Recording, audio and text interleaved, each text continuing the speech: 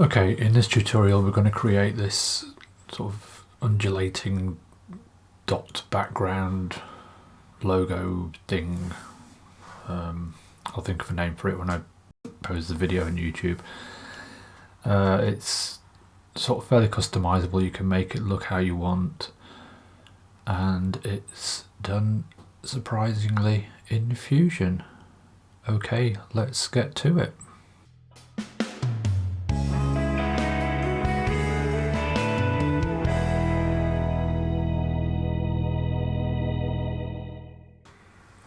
Okay, unusually I've got the Fusion comp in place just so that I could set up a couple of things to save a bit of time later on. Basically, to bring your Fusion comp in, come up to the effects library at the top of the screen, make sure effects library is turned on, come down to effects, and then you'll find Fusion comp there. Just click and drag it onto your timeline.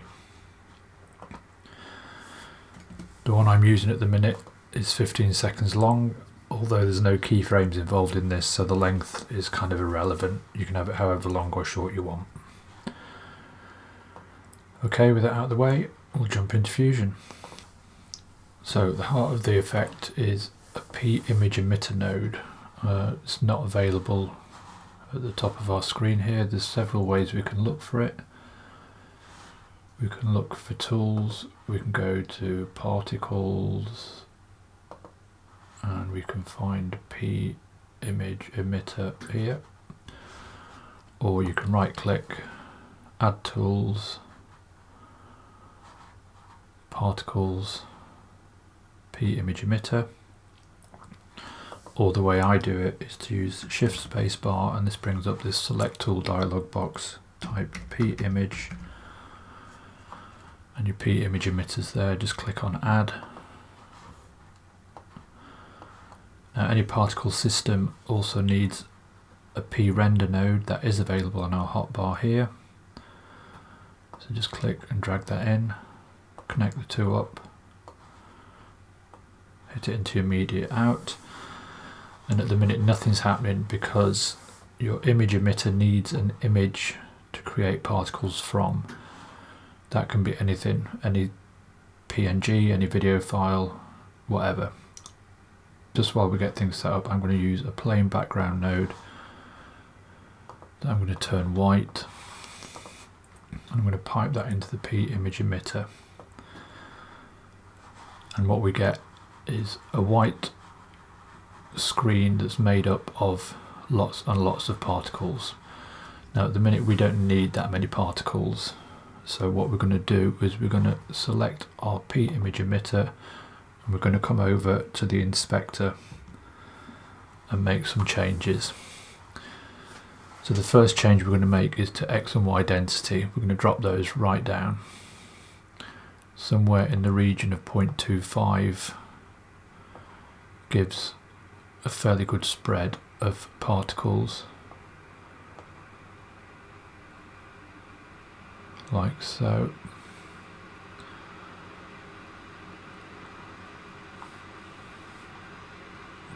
But the particles are also really tiny and you can't see them. So what we're going to do is we're going to go to the Style tab, and we're going to change the style from point to blob. We're going to open the size control, and we're going to set the size to 0.5, and now you can see our grid is forming.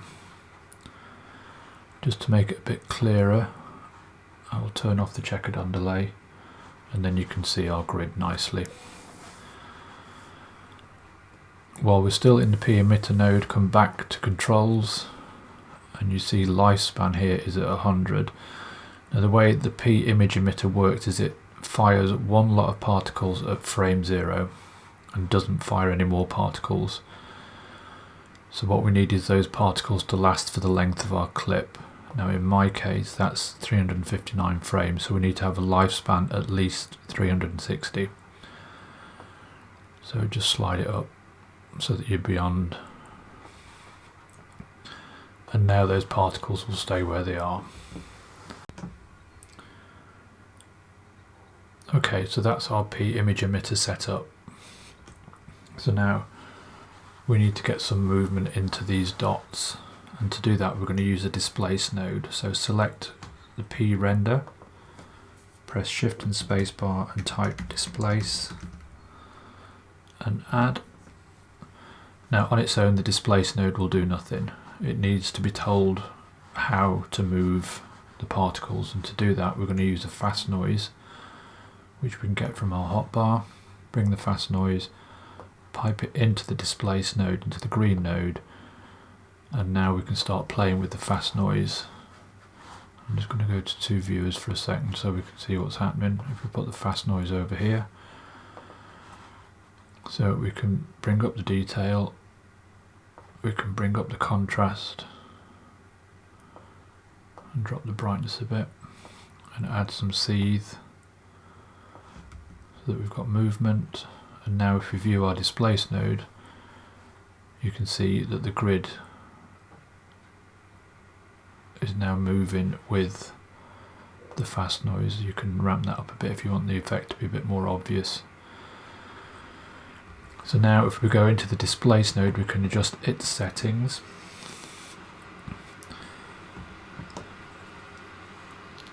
So if we change type to X, Y, and then we can adjust the X and Y movement, and we can tweak that to get the desired effect on our mesh.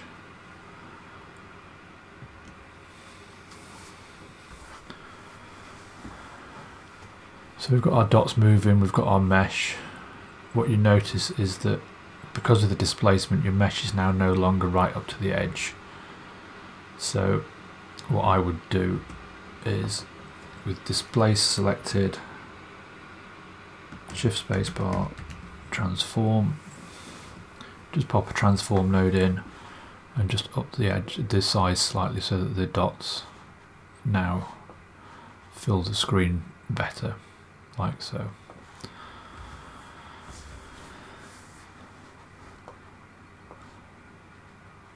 So with our basic background effect set up, we can move things along. If you don't want pure white dots, as I said, you can put any image you want into here. So over here I've got a couple of things that I've got ready. So if we take our background out and bring the fast noise in,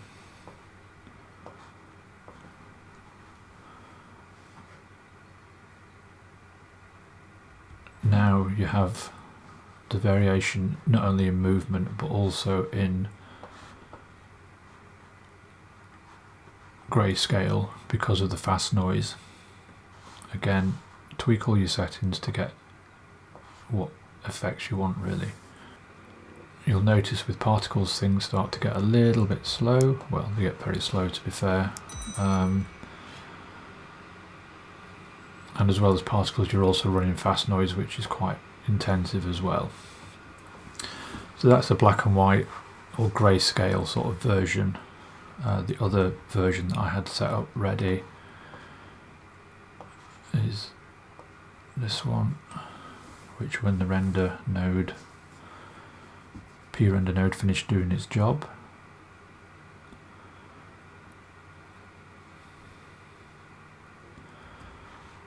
gives you a sort of rainbow effect. Again, it's mirroring this rainbow background which is also being displaced and moved, and so you get colour variation. So just for the example I'm going to stay with this because I quite like the colour. The other thing that you can do just to make things a little bit more visible, Shift spacebar and add a glow node. Now if we view our glow node, again if we come to the inspector we can tweak the settings to get things a bit brighter.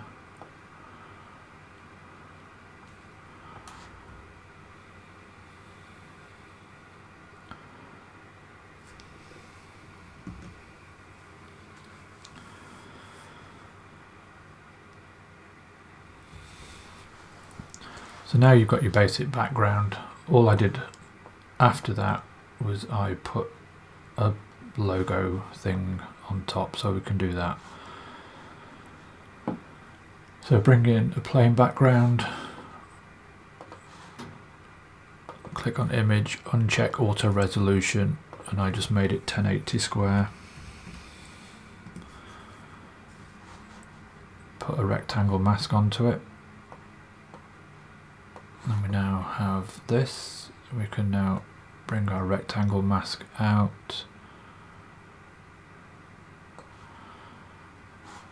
Select your background and change the colour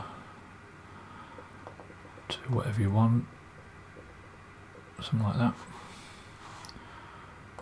Round off your corners of your rectangle a bit. And at the minute we've still got the checkered underlay on, so we can, or off, so we can turn that back on so we can see. So you've got your square. I then added in my own logo. I used a loader node for this.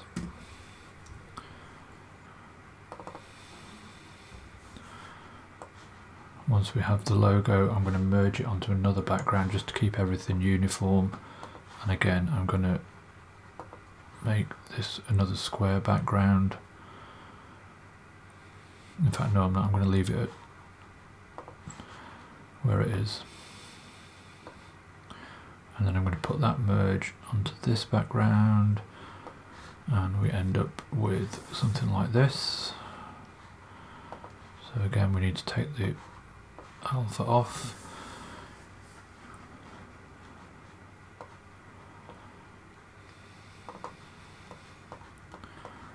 Move things around a bit. After this merge, I added a drop shadow. And you can also resize your logo a bit. And then merge the whole lot back onto your main background image.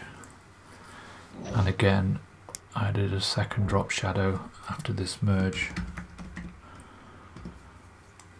just to raise everything off the background. And finally, I took a background, I merged the whole lot onto the background, reconnected it to media out, and then you can use this background node to pick whatever colour you want your underlying background to be, like so. And that's it. That's your wavy dot background thing going on.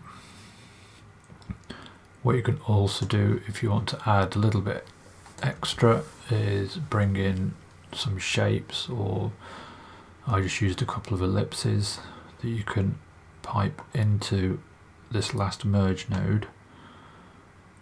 No, actually I'm not going to put it there, I need to put it over here.